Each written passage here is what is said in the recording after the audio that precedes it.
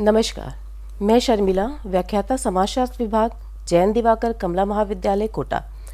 आज हमारा चर्चा का विषय है महिलाओं पर बढ़ते अत्याचार, कारण और उसके निवारण। सबसे पहले स्त्रियों के संदर्भ में भारतीय समाज में दो प्रकार के दृष्टिकोण पाए जाते हैं। एक दृष्टिकोण समाज में स्त्री को पुरुषों के समकक्ष सम्मान एवं स्थिति दिलाने के पक्ष में है, तो दूसरा दृष्टिकोण उन्हें पुरुषों से निम्न दर्जे का मानता है, अतः उन्हें उनके अधिकारों से वंचित करने के पक्ष में है। प्रथम दृष्टिकोण वाले नारी को शक्ति, ज्ञान और संपत्ति का प्रतीक मानते हैं।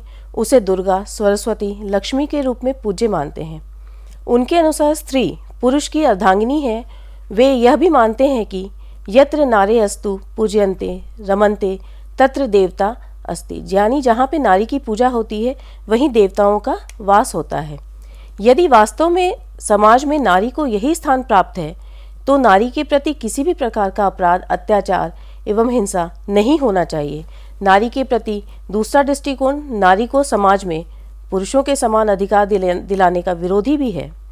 इसी कारण से समाज में नारी का उत्पीड़न किया जाता है, उसका शोषण एवं दमन होता है, उसके प्रति हिंसा बरती जाती है, उसके साथ बलात्कार भी किया जाता है, उसे प्रताड़ित किया जाता है, जलाया जाता है, पीटा जाता है और उसकी हत्या तक कर दी जाती है। नारी के प्रति किए जाने वाले अपराधों एवं दुर्व्यवहारों को देखकर मैथिली शरण गुप्त ने कहा था, नारी जीवन हाय तुम्हारी यही कहानी, आंचल में दूध आंखों में पानी। जैसा कि हम आए दिन अखबारों में भी पढ़ते रहते हैं कि नारियों के प्रति किन किन प्रकार की हिंसाएं होती रहती हैं। महिलाओं के प्रति हिंसा एवं अर्थ, किस प्रकार की हिंसा होती है इसका हमें अर्थ भी जानना है। महिलाओं के प्रति हिंसा से तात्पर्य महिलाओं के निकट रिश्तेदारों जैसे माता पिता, भाई बहन, सास या परिवार के किसी भी सदस्य या अन्य व्यक्तियों द्वारा किया जाने वाला हिंसात्मक व्यवहार एवं उत्पीड़न जो नारी को शारीरिक मानसिक आघात पहुंचाता है, नारी हिंसा कहा जाता है। अगर इसकी हम पारिभाषिक दृष्टिकोण से देखें तो किसी भी महिला से प्रत्यक्ष या परोक्ष बल प्रयोग करके कुछ लेना जो कि वह स्वेच्छा से देना नहीं चाहती है या जिससे उस महिला को शारीरिक आघात या भावनात्मक धक्का दोनों ही लगे, यानी जब महिला अपनी इच्छा नहीं हो किसी भी कार्य में और उसके साथ ज़बरदस्ती वह कार्य किया जाए या करवाया जाए तो वो महिला हिंसा के अंतर्गत आता है। महिलाओं के विरुद्ध हिंसा के प्रकार, हमें यह जानना होगा कि महिलाओं के विरुद्ध किस किस प्रकार की हिंसा की जाती है। जिस हिंसा का उद्देश्य धन प्राप्त करना होता है, जैसे दहेज के लिए पत्नी को पीटना एवं यातनाएं देना। आए दिन हम अखबारों में पढ़ते रहते हैं कि महिलाओं के साथ दहेज के लिए उन्हें प्रताड़ित किया जा रहा है, उन्हें जलाया जा रहा है, सास के द्वारा, ससुर के द्वारा, पति के द्वारा यातनाएं दी जा रही हैं, या पुत्र प्राप्ति के लालच में उनके साथ जोर ज़बरदस्ती की जा रही है, उनका दूसरा विवाह रचाया जा रहा है, उन्हें त्यागा जा रहा है। इस तरह की घटनाएं तो हम आए दिन पढ़ते रहते हैं। जिस हिंसा का उद्देश्य कमज़ोर पर सत्ता कायम करना होता है, यानी स्त्रियों का दबाना, उनकी इच्छाओं को का सम्मान नहीं करना। जिस हिंसा का उद्देश्य यौन सुख प्राप्त होता है, जैसे कि हम आजकल आए दिन बलात्कार की घटनाओं के बारे में अखबारों में, मीडिया में, न्यूज़ चैनल्स में देखते रहते हैं। जिस हिंसा का कारण तनावपूर्ण पारिवारिक परिस्थितियाँ होती हैं। जो हिंसा अपराधकर्ता के व्यक्तित्व संबंधी विकृति के कारण की जाती है। जो हिंसा महिला द्वारा प्रेरित होती हैं। कई हिंसाएं ऐसी होती हैं महिलाओं के ऊपर जो स्वयं जो महिला पीड़ित महिला है उसी के द्वारा प्रेरित होती हैं। महिलाओं के विरुद्ध हिंसा का वर्गीकरण अगर हम करते हैं तो हम उनसे निम्न भागों में पाएंगे। पहली, आपराधिक हिंसा, बलात्कार एवं अपहरण आदि को हम आपराधिक हिंसा के अंतर्गत शामिल करते हैं। दूसरा, घरेलू हिंसा। घरेलू हिंसा के अंतर्गत दहेज संबंधी मृत्यु, पत्नी को पीटना, लैंगिक दुर्व्यवहार आदि को शामिल किया जाता है। तीसरा है सामाजिक हिंसा। सामाजिक हिंसा के अंतर्गत पत्नी एवं पुत्र वधू को मादा भ्रूण की हत्या के लिए बाध्य करना, जैसा कि आजकल कन्या भ्रूण हत्या बहुत ज़्यादा चर्चा का विषय बना हुआ है अखबारों में, मीडिया चैनल्स में, न्यूज़ में, क्योंकि हम देखते हैं कि पुत्र प्राप्ति के लिए पहले ही टेस्ट करवाकर जो मादा भ्रूण होती हैं उनकी हत्या कर दी जाती है। और ये बहुत ही अभी विकसित हुई तकनीकों के माध्यम से हो रहा है। पहले ऐसा संभव नहीं था। लेकिन पहले क्या करते थे कि जो कन्याएं पैदा होती थी उनको मारते थे। अब क्या करते हैं, उनको गर्भ में ही समाप्त कर दिया जाता है। महिलाओं से छेड़छाड़ एवं स्त्री को संपत्ति में हिस्सा न देना आदि सामाजिक हिंसा के अंतर्गत आता है। हिंसा की प्रकृति एवं विस्तार। भारत में महिलाओं का उत्पीड़न प्राचीन काल से होता आया है। ये कोई नया नहीं है जिसे हम कह सकते हैं कि आधुनिक समाज की देन है, जिसका उल्लेख हमें प्राचीन धर्म ग्रंथों एवं पुस्तकों में मिलता है। समाज में प्रचलित रीति रिवाज, विश्वासों एवं विचारधाराओं का भी महिला उत्पीड़न में योगदान रहा है। आज़ादी के बाद महिलाओं के कल्याण के लिए कई वैधानिक प्रयत्न भी किए गए। उनमें शिक्षा का प्रसार हुआ है, वे आर्थिक रूप से आत्मनिर्भर हुई हैं। इनके बावजूद भी उनके प्रति किए जाने वाले अत्याचारों एवं अपराधों में कोई उल्लेखनीय कमी नहीं आई है। बलात्कार, दहेज प्रथा, महिलाओं को जला देना, भगा ले जाना, अपहरण करने, उन्हें मारने पीटने की घटनाएं आज भी अखबारों की सुर्खियों में रहती हैं। अखबारों में ही नहीं, न्यूज़ चैनल्स में, मीडिया में, हर जगह।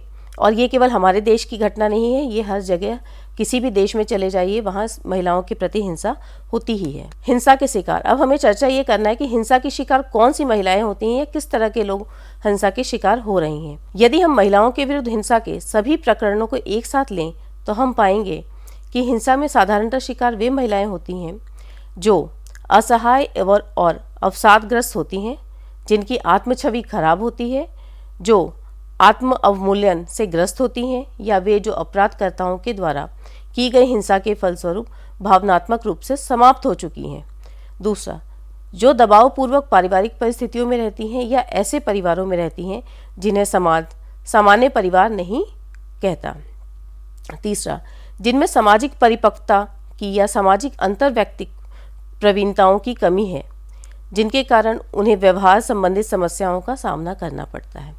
चौथा, जिनके पति या ससुराल वालों के विकृत व्यक्तित्व हैं और जिनके पति बहुधा मदिरापान करते हैं या शराब के आदी होते हैं। महिलाओं के प्रति हिंसा का स्वरूप। यहाँ हम महिलाओं के पर होने वाले प्रमुख अपराधों की चर्चा करेंगे। सबसे पहले बलात्कार। आए दिन हम यहाँ पे बलात्कार की घटनाएं सुनते रहते हैं जो यौन प्राप्ति के लिए महिलाओं के साथ जोर जबरदस्ती की जाती है। दूसरा है दहेज हत्या। दहेज हत्या ससुराल वालों, पति द्वारा किया जाने वाला धन की प्राप्ति के लिए किया जाने वाला हत्या है। भ्रूण हत्या यानी कि स्त्रियों को जन्म से पहले ही कन्याओं की जानकारी लेकर और उनको समाप्त कर देना है। भगा ले जाना व अपहरण करना, ये घटनाएं भी हम आए दिन सुनते हैं। लड़कियों को बहला फुसलाकर उन्हें भगा ले जाते हैं और उनका अनैतिक व्यापार में उनको छोड़ देते हैं। उसके बाद है घरेलू हिंसा या अत्याचार, यानी हमारे घर के परिवार के सदस्यों द्वारा किया जाने वाला महिलाओं के प्रति अत्याचार। नारी उत्पीड़न।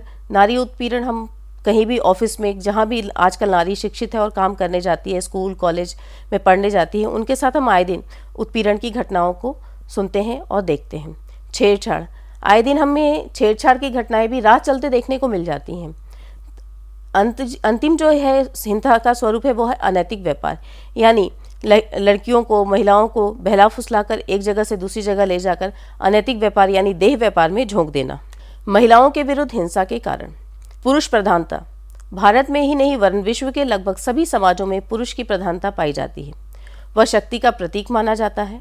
पुरुष अपनी श्रेष्ठता एवं शक्ति को स्थापित एवं साबित करने के लिए नारी पर अत्याचार करता है, और ये अभी से नहीं, सदियों से होता चला आ रहा है। और ये केवल हमारे भारतीय समाज की विशेषता नहीं है, बल्कि अन्य विश्व के अन्य सभी समाजों में इस तरह की चीज़ें देखने को मिलती हैं। स्त्रियों पर पुरुषों का आर्थिक निर्भरता। हमारे देश में बचपन से वृद्धावस्था तक नारी का जीवन अनेक भय, आशंकाओं और हादसों के साये से गुजरता है। उसमें आत्मरक्षा तथा स्वावलंबन का विकास न तो परिवार करता है और न समाज। यही कारण है कि वह अपने ऊपर होने वाले अपराधों को सहन करने के लिए विवश है। संचार माध्यमों द्वारा नारी की विकृत छवि प्रस्तुत करना। स्त्रियों पर बढ़ते अपराधों का मुख्य कारण है संचार माध्यमों, विशेषकर फिल्म तथा विदेशी चैनलों द्वारा दिखाई जा रही नारी की छवि है। सामाजिक कुप्रथाएं। भारत में अनेक कुप्रथाएं प्रचलित हैं, जिनमें बाल विवाह, प्रदा प्रथा, विधवा पुनर्विवाह आदि प्रमुख हैं। महिलाओं पर बढ़ते अपराधों की रोकथाम हेतु उपाय। नारियों पर होने वाले अपराधों के मुकदमों की सुनवाई शीघ्र होनी चाहिए। महिला थानों तथा परिवार अदालतों की अधिक से अधिक संख्या में खोला जाना चाहिए। सरकार और स्वयंसेवी संगठनों को ऐसी महिलाओं के लिए आवास की व्यवस्था करनी चाहिए जिनके साथ प्रतिदिन हिंसा हो रही है। नाबालिग बच्चियों के साथ किया जाने वाला बलात्कार तथा यौन उत्पीड़न गैर जमानती अपराध घोषित किया जाना चाहिए। निष्कर्षतः हम कह सकते हैं कि महिलाओं के विरुद्ध हिंसा के उपरोक्त विवेचन के बाद हम इस निष्कर्ष पर पहुंचते हैं कि महिलाओं को अपने अधिकारों के प्रति जागरूक होना पड़ेगा। महिलाओं में जागरूकता लाने के लिए स्वयंसेवी संस्थाओं, शिक्षाविदों और सरकार सभी को मिलकर प्रयत्न करना होगा और सबसे ज़्यादा महिलाओं को अपने अधिकारों और कर्तव्यों के लिए खुद ही जागना होगा, क्योंकि शिक्षा ही इसका एकमात्र उपाय है। जब तक महिलाएं अपने ऊपर होने वाले अपराधों का चुपचाप सहन करती रहेंगी, उन पर अत्याचार होते ही रहेंगे। धन्यवाद। शर्मिला, व्याख्याता समाजशास्त्र विभाग, जैन दिवाकर कमला महाविद्यालय, कोटा।